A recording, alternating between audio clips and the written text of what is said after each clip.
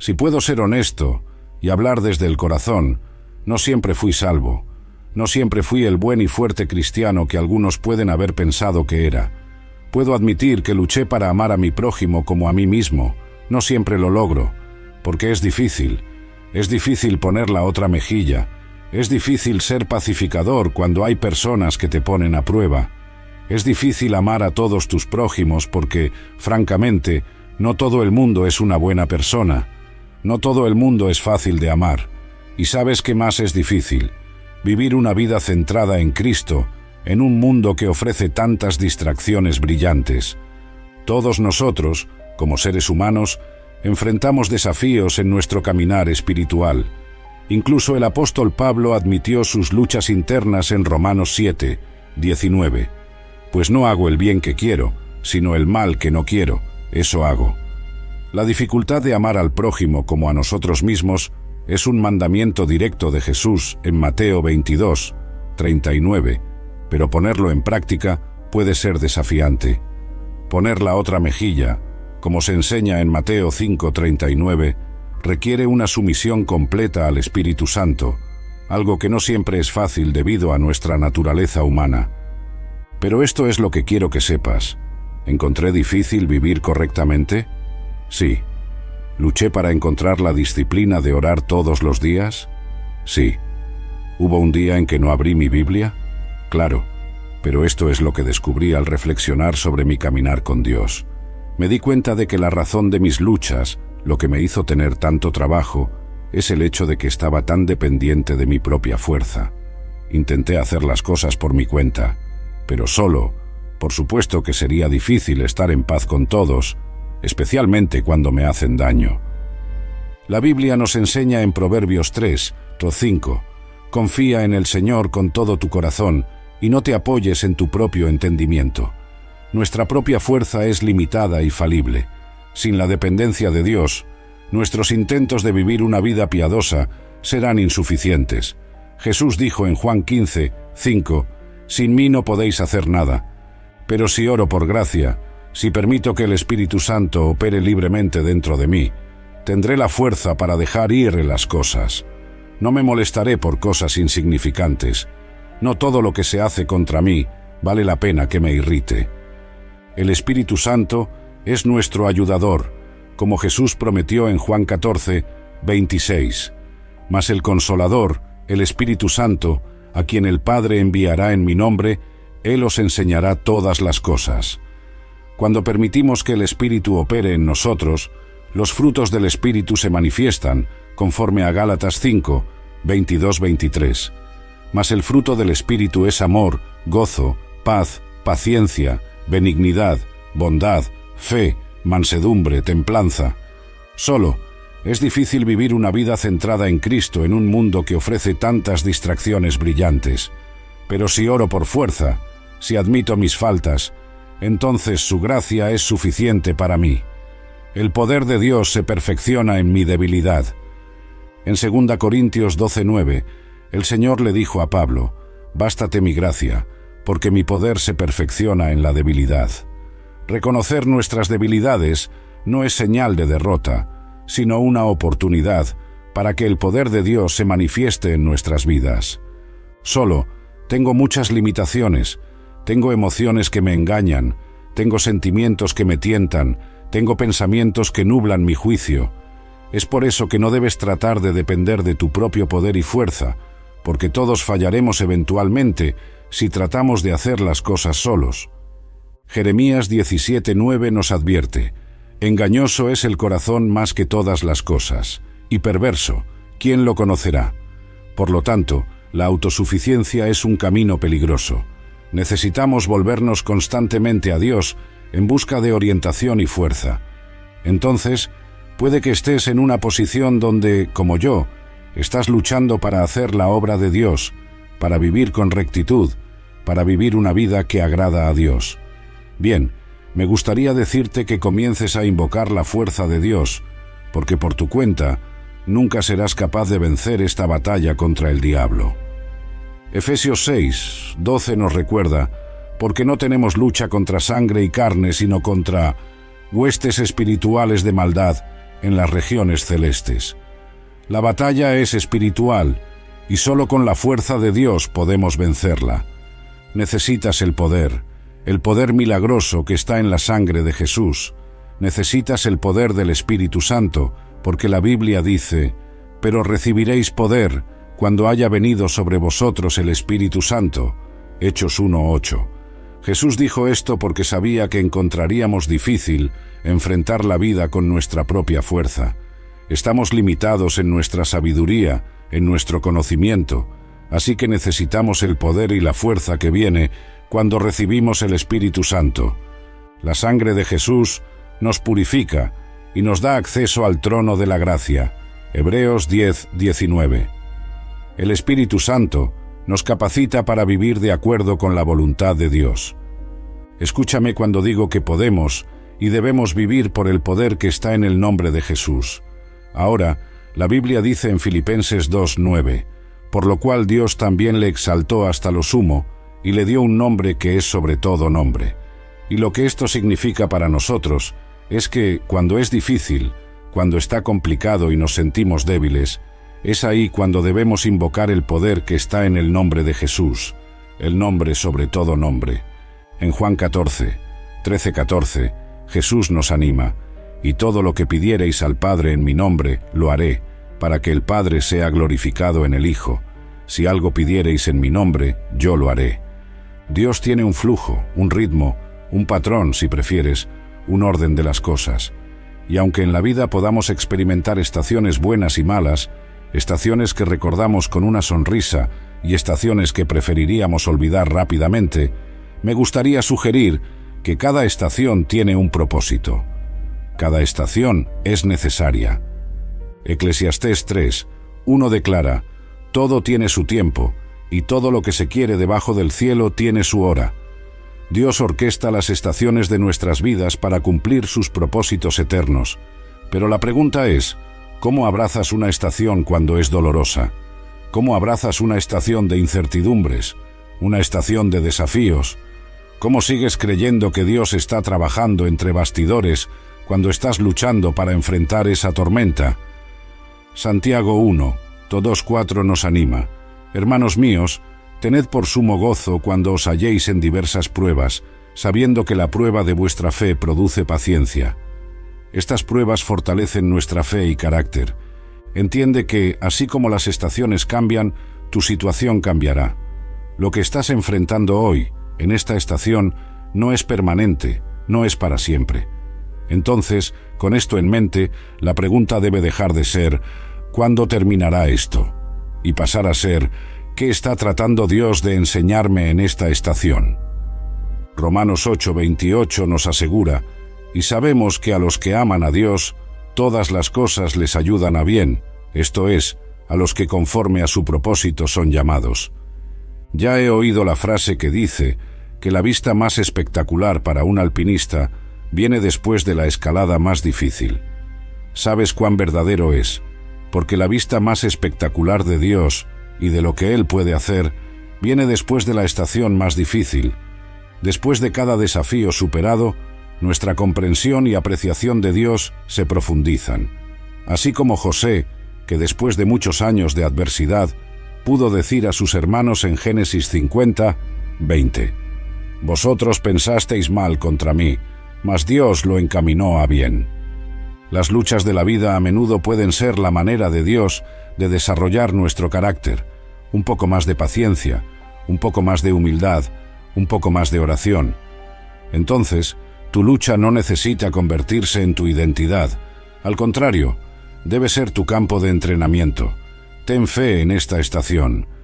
Romanos 5:3-4 dice: «Y no solo esto, sino que también nos gloriamos en las tribulaciones, sabiendo que la tribulación produce paciencia, y la paciencia, prueba, y la prueba, esperanza». Dicen que la hora más oscura de la noche es justo antes del amanecer, lo que significa que las cosas o situaciones estarán en su peor momento antes de mejorar. Sé que esto es verdad, porque la Biblia dice: «Por la noche durará el lloro, y a la mañana vendrá la alegría». Salmo 35. Encontrar esperanza cuando las cosas no están bien puede ser difícil a veces, y tal vez estés en tu hora más oscura, tal vez estés en medio de la hora más oscura de tu vida.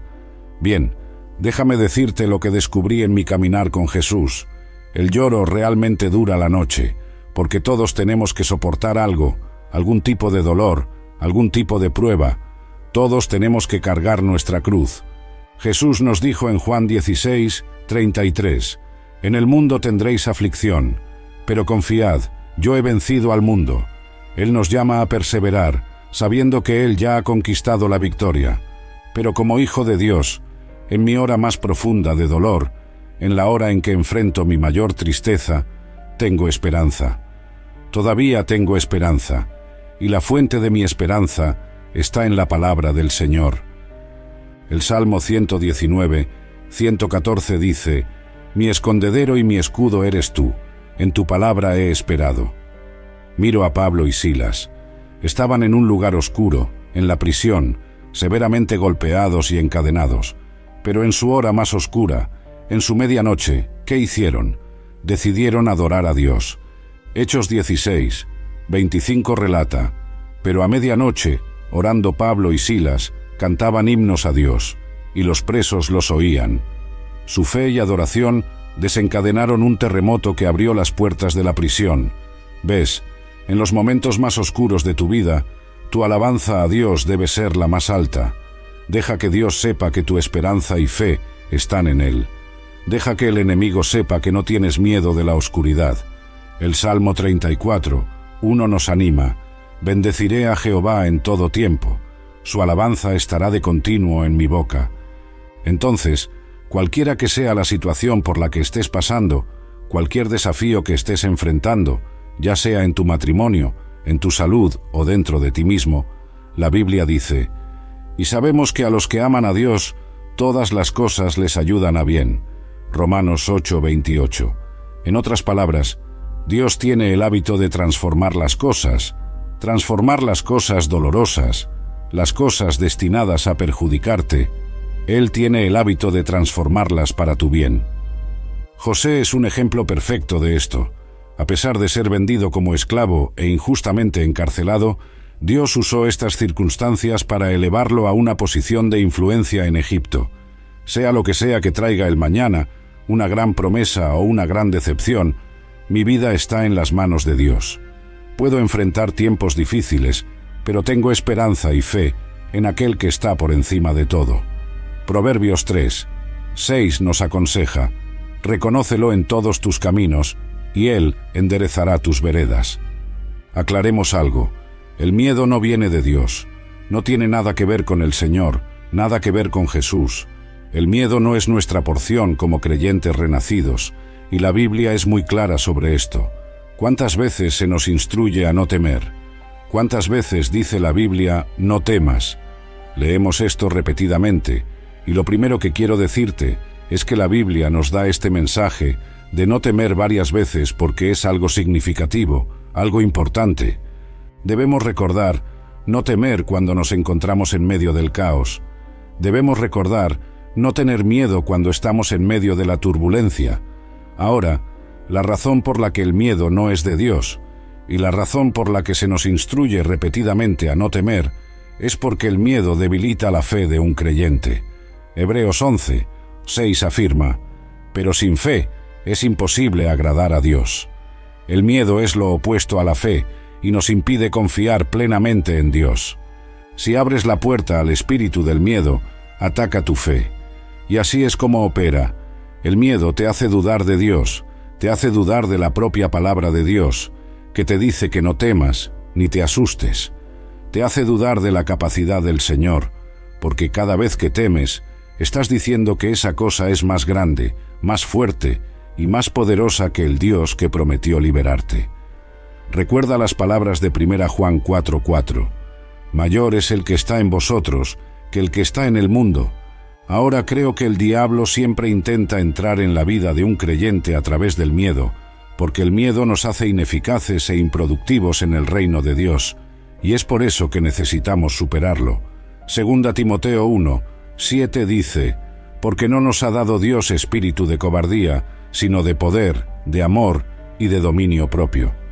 Entonces, sumando 2 y 2, el miedo viene del diablo. Su misión es hacernos dudar de Dios y de su capacidad de hacer lo que Él dice que puede hacer por nosotros. Entonces, como hijos de Dios, necesitamos entender que, para ser siervos eficaces en el reino de Dios, necesitamos vencer el miedo. Necesitamos creer en lo que la palabra de Dios dice respecto al miedo. Necesitamos creer en quienes Dios dice que somos. Entonces, ¿cómo detienes el miedo? Bueno, el miedo generalmente comienza como un pensamiento que crece y crece hasta controlarnos. Ese pensamiento puede venir de una experiencia traumática o de un mal recuerdo. Pero cuando te aferras a eso, cuando constantemente piensas en eso y lo revives, se transforma en un espíritu de miedo. 2 Corintios 10, 5 nos instruye a llevar cautivo todo pensamiento a la obediencia a Cristo. Necesitamos filtrar nuestros pensamientos a través de la verdad de la palabra de Dios. Es importante saber que Dios está contigo una vez que has recibido a Jesús.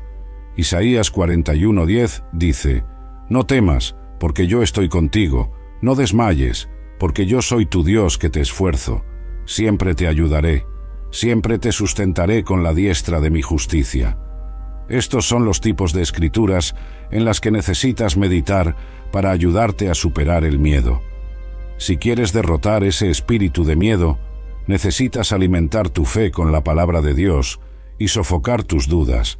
Romanos 10:17 nos dice: «Así que la fe es por el oír, y el oír por la palabra de Dios». Mira, cuanto más conoces sobre aquel en quien crees, más fundamentado e inquebrantable estás, y menos probable será que el miedo te domine.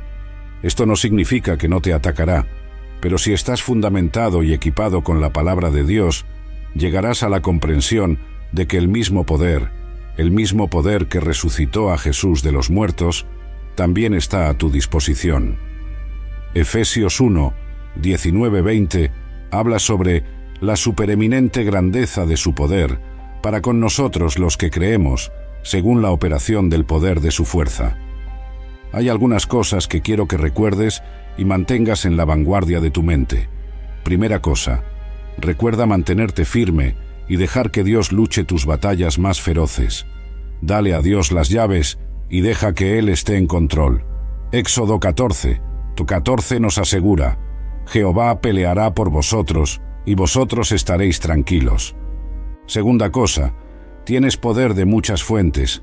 Hay poder a través del Espíritu Santo, hay poder en la palabra de Dios, hay poder en la oración y hay poder en la sangre de Jesús.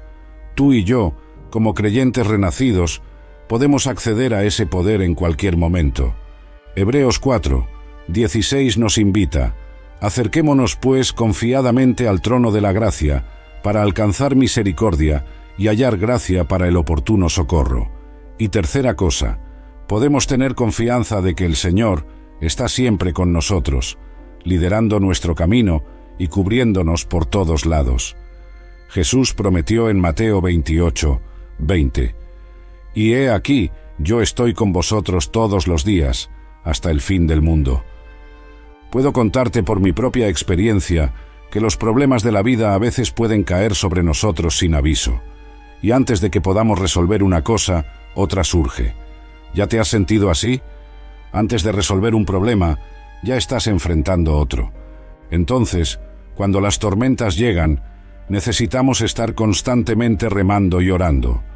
Necesitamos estar constantemente avanzando y creyendo. Necesitamos estar buscando su ayuda con la expectativa de su llegada. Primera, Tesalonicenses 5:17 nos exhorta a orar sin cesar. Las tormentas pueden afectar tu hogar, pueden afectar tu salud, pueden afectar tu relación o matrimonio. Las tormentas pueden afectar nuestras vidas de muchas maneras. Existen las tormentas de la soledad y la depresión, las tormentas de la separación, de la amargura y del perdón no concedido. Pero, como hijos de Dios, cuando estás en una tormenta, hay algunas cosas de las que necesitas liberarte. Ciertas cosas pesan sobre ti durante una tormenta. Personas que hablan negativamente en tu vida, aquellas que no tienen fe ni esperanza, esas personas tóxicas te sobrecargarán. Hebreos 12, 1 nos aconseja: por tanto, nosotros también, teniendo en derredor nuestro tan grande nube de testigos, despojémonos de todo peso y del pecado que nos asedia, y corramos con paciencia la carrera que tenemos por delante. Existen ciertos hábitos que necesitas dejar atrás cuando estás en una tormenta. Es hora de enfocarse en la palabra de Dios. Es hora de enfocarse en la oración. Es hora de enfocarse en la adoración. Algunas cosas en tu vida necesitan ser arrojadas fuera del barco para que no te pesen. Déjame contarte lo que Dios te está diciendo hoy. Cuando pases por las aguas profundas, Dios estará contigo. Cuando pases por ríos turbulentos, no te sumergirán. Cuando camines por el fuego, no te quemarás. ¿Por qué? Porque en cualquier tormenta, en todas las tormentas, Dios está contigo. Isaías 43, 2 afirma exactamente esto: cuando pases por las aguas, yo estaré contigo, y si por los ríos, no te anegarán. 1000 caerán a mi lado y 10.000 a mi derecha, pero nada me tocará. Entiende que nada puede tocarte, hijo de Dios. Nada puede detenerte, hijo de Dios. Nada puede derrotarte, hijo de Dios. Este es el poder del Salmo 91:7, una promesa de protección divina contra todo mal. Cuando las probabilidades están en tu contra, cuando estás sin suelo firme, cuando hay el mar rojo frente a ti y el ejército del faraón detrás de ti, recuerda que, aunque puedas estar solo, hay ángeles guerreros de Dios a tu alrededor. Está la sangre de Jesús protegiéndote. Está el poder del Espíritu Santo guiándote. Salmo 34, 7 dice: el ángel de Jehová acampa alrededor de los que le temen y los defiende. Puedes sentirte sobrecargado, pero no serás vencido. Puedes estar sacudido y aturdido, pero no serás abandonado ni destruido. No importa cuán grande sea el enemigo, Dios es más grande. No importa cuán poderosa sea la oposición, Dios tiene aún más poder. 1 Juan 4, 4 nuevamente nos recuerda: mayor es el que está en vosotros que el que está en el mundo. Cuando estés bajo presión, ve a Jesús. Cuando sientas que has fallado, ve a Jesús. Cuando sientas que has sido derrotado, cuando te sientas desanimado, ve a Jesús. Cuando necesites victoria, solo puede ser encontrada en Jesús. Mateo 11, 28 nos invita: venid a mí todos los que estáis trabajados y cargados, y yo os haré descansar. Dios honra nuestra fe, así que necesitamos mantenernos firmes y confiar en Él. Tu situación no cambiará sin fe. No huyas, no te escondas, no tengas miedo, no te rindas. El Señor luchará por ti, y tú mantendrás tu paz, como dice el libro de Éxodo.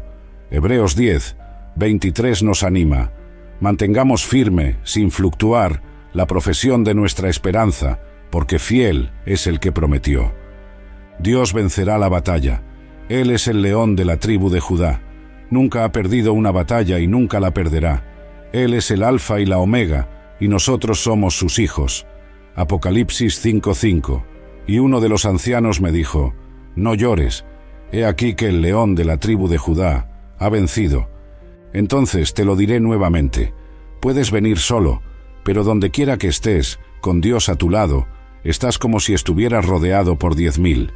Nada puede detenerte, hijo de Dios, ni la muerte, ni ángeles, ni gobernantes, ni nada en el presente o en el futuro, ni cualesquiera poderes o principados. Nada. Somos más que vencedores por medio de aquel que nos amó. Las expectativas de las personas pueden lastimarte antes de ayudarte.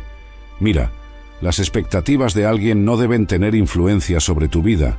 Y digo esto porque, si miras a Pablo en el libro de Hechos, en el capítulo 28, Pablo fue mordido por una serpiente mientras ponía leña en el fuego. Y después de que fue mordido, el versículo 4 nos dice que las personas que estaban con él vieron todo suceder y comenzaron a hablar entre sí. Algunas traducciones de la Biblia dicen que aquellos hombres que vieron todo suceder dijeron: ciertamente este hombre es un asesino, a quien, escapado del mar, la justicia no deja vivir. Entonces, ¿qué hace Pablo?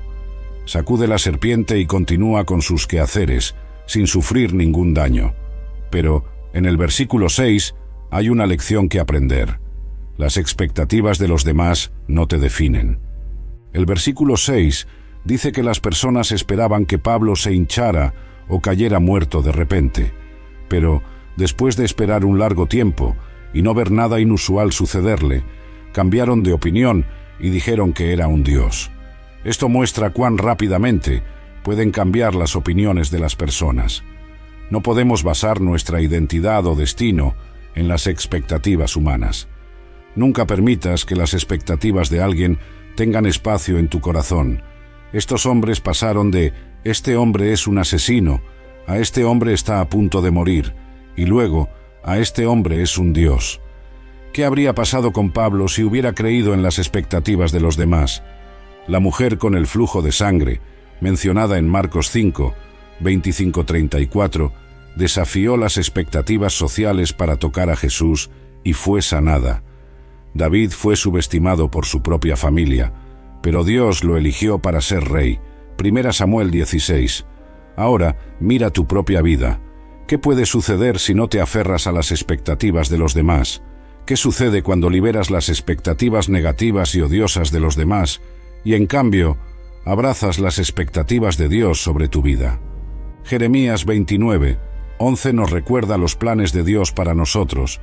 Porque yo sé los pensamientos que tengo acerca de vosotros, dice Jehová, pensamientos de paz y no de mal, para daros el fin que esperáis. Cuando las personas esperan que falles, mantente firme en Filipenses 4:13. Todo lo puedo en Cristo que me fortalece. Cuando las personas esperan que no seas nada, te apoyas en Jeremías 29:11. Cuando las personas esperan que caigas, cuando tus enemigos esperan que seas derrotado, te apoyas en el Salmo 91:7.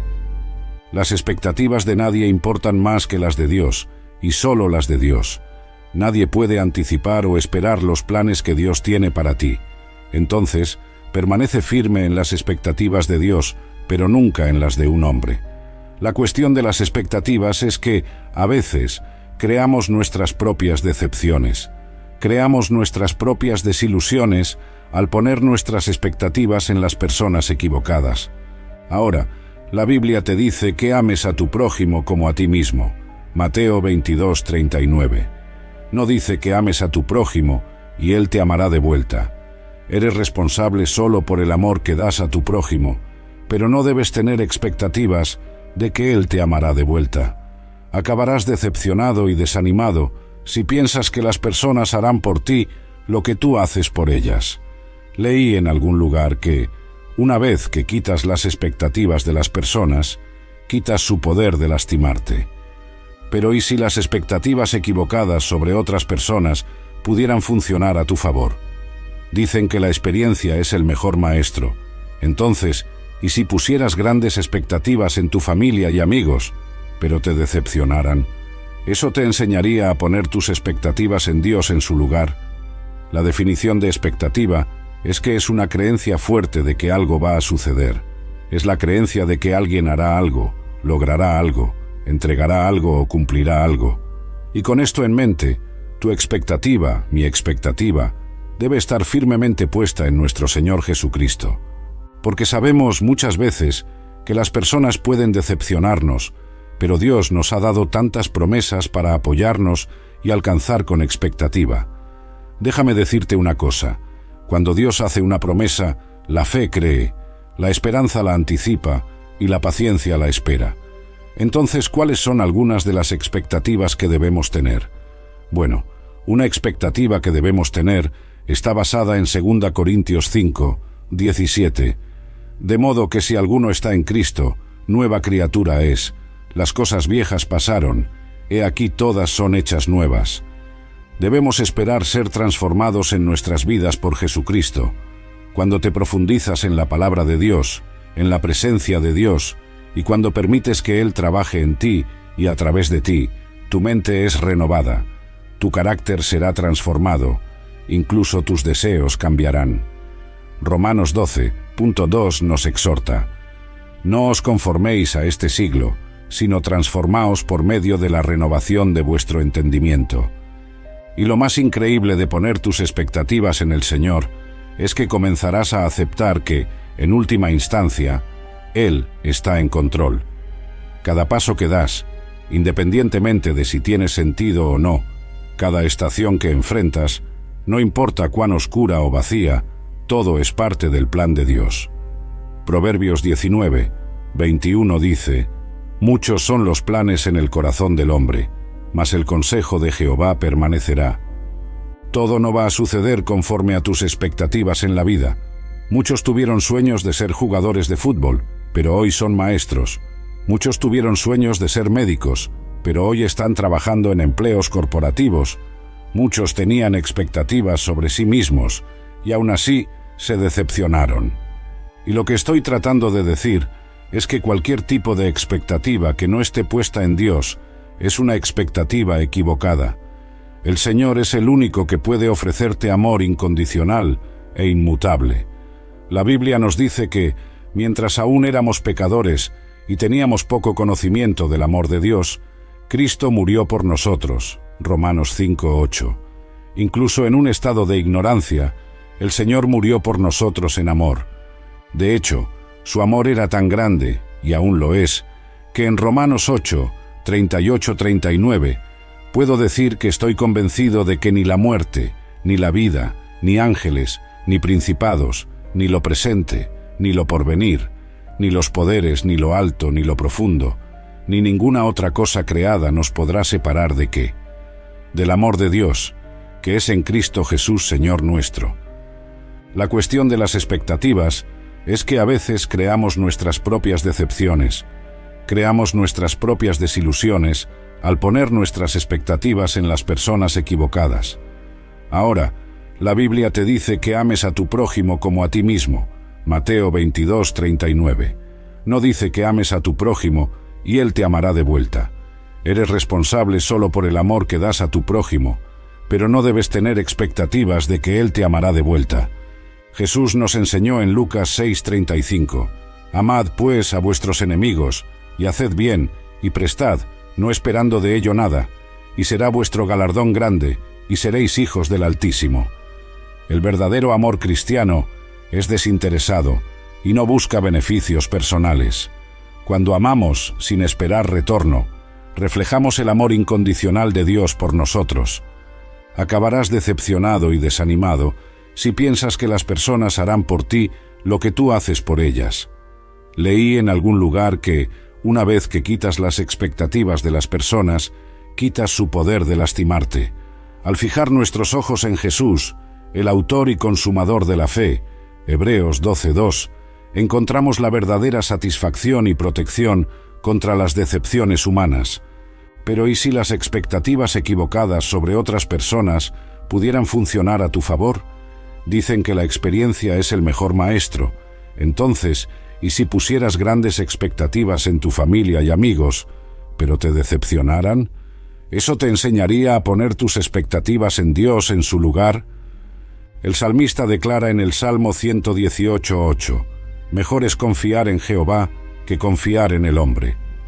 Las decepciones pueden dirigirnos a una confianza más profunda en Dios, reconociendo que solo Él es infalible. ¿Y si esperaras que tu jefe reconociera tu valor e importancia, pero nunca lo hiciera? ¿Eso te enseñaría a poner tus expectativas en Dios? O tal vez tuvieras la expectativa de que tu esposa te trajera alegría, de que tu marido te hiciera feliz. Pero la Biblia dice, «Y el Dios de esperanza os llene de todo gozo». Romanos 15:13. No tu esposa o tu marido, sino que el Dios de esperanza te llene de alegría. Esto nos muestra que la verdadera fuente de alegría y satisfacción viene de Dios. Filipenses 4:19 nos asegura, «Mi Dios, pues, suplirá todo lo que os falta conforme a sus riquezas en gloria en Cristo Jesús». La definición de expectativa es que es una creencia fuerte de que algo va a suceder. Es la creencia de que alguien hará algo, logrará algo, entregará algo o cumplirá algo. Y con esto en mente, tu expectativa, mi expectativa, debe estar firmemente puesta en nuestro Señor Jesucristo, porque sabemos muchas veces que las personas pueden decepcionarnos, pero Dios nos ha dado tantas promesas para apoyarnos y alcanzar con expectativa. Dios no es hombre para que mienta, ni hijo de hombre para que se arrepienta. Números 23:19. Cuando Él promete algo, Él lo cumple. Isaías 55:11 declara: Así será mi palabra que sale de mi boca. No volverá a mí vacía, sino que hará lo que yo quiero, y será prosperada en aquello para que la envié. Déjame decirte una cosa. Cuando Dios hace una promesa, la fe cree, la esperanza la anticipa y la paciencia la espera. Entonces, ¿cuáles son algunas de las expectativas que debemos tener? Bueno, una expectativa que debemos tener está basada en 2 Corintios 5:17.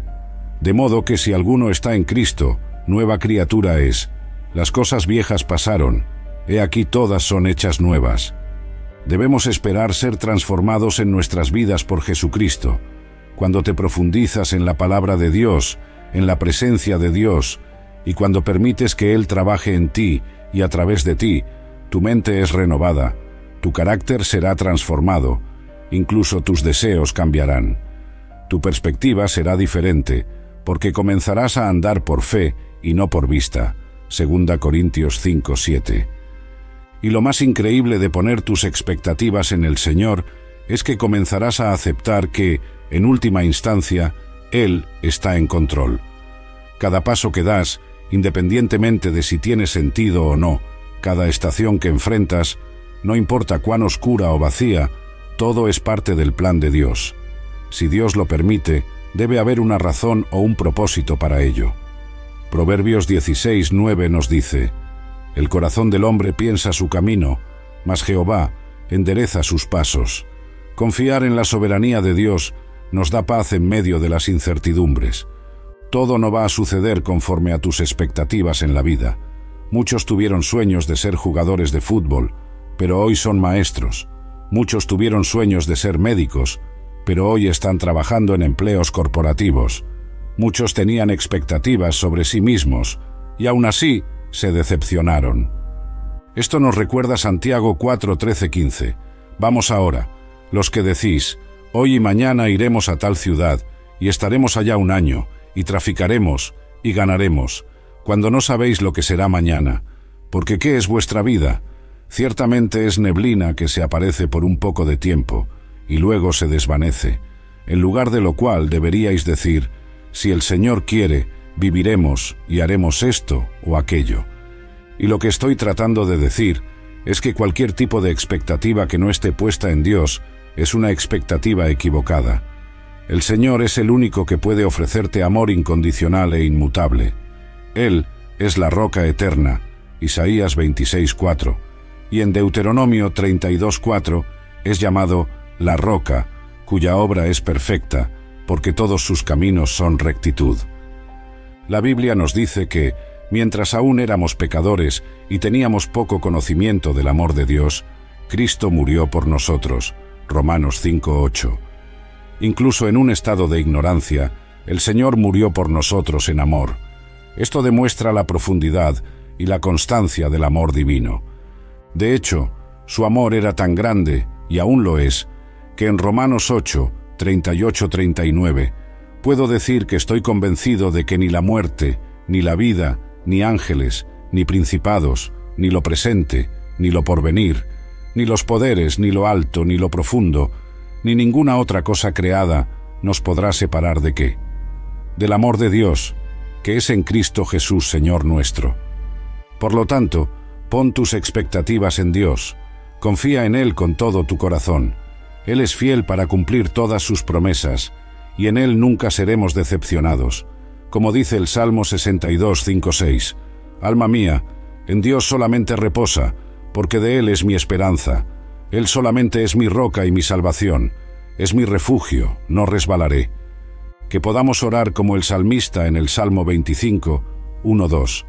A ti, oh Jehová, levantaré mi alma. Dios mío, en ti confío, no sea yo avergonzado.